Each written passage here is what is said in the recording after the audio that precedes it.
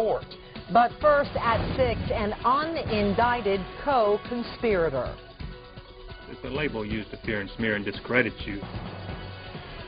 The federal government uses that controversial label to connect a local Islamic organization to a plot to fund terrorism. Connected, but not convicted. Hello, thanks for being here. I'm Maureen O'Boyle. And I'm Jamie Bull, in for Paul Cameron. Welcome. The Islamic Center of Charlotte firing back tonight against the feds and our WBTV On Your Side investigation. Back in February, our report tied the center to the largest terrorism financing case in the United States.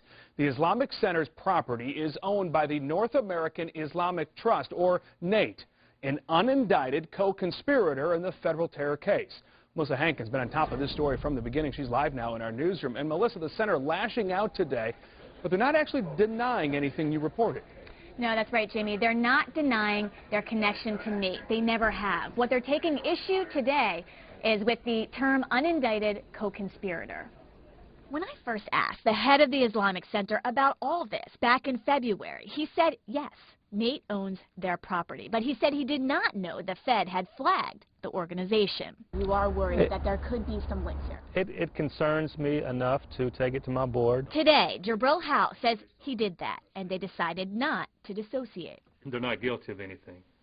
So it's not something that we should immediately move on to separate ourselves from. What the Islamic Center is moving on. Our government's shameless public identification of the unindicted co-conspirator list. The label used to fear and smear and discredit you. The center says the government slapped this label on NAIT in a McCarthyistic move. Outreach officer Zat Seima says he doesn't know if NAIT is a co-conspirator, but I highly doubt that they are. If they were, the federal government would have brought them to trial. And if they haven't, either they don't have evidence or they're not doing their job. Regardless, the center says its association to an organization tarnished by the U.S. government is causing trouble for them. 2 days ago, we had an attempted break-in here. House says they've also received threatening emails. We asked to see, as of airtime, we haven't received them. A lot of it is saying that they'll be watching us. If FBI and the law enforcement are not watching us, they will be watching us. House says he's worried about the safety of his members. Well, we're living in very volatile and emotional times. There's a great number of people in our country that thinks they're losing our country based on having Barack Obama our president, or based on health care legislation. And these are people who bring guns to their rallies. It's the same mentality, the same kind of people that would call us up and leave these kind of messages.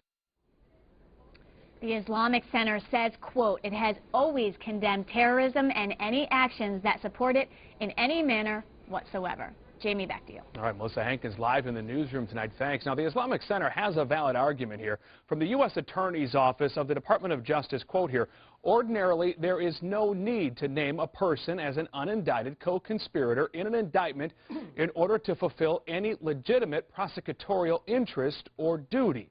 End quote. Plain speak now, whether they're guilty or not, there's no need to name co-conspirators if they're not being charged. By the way, that term, unindicted co-conspirator, made famous when Richard Nixon was slapped with the label during the Watergate scandal.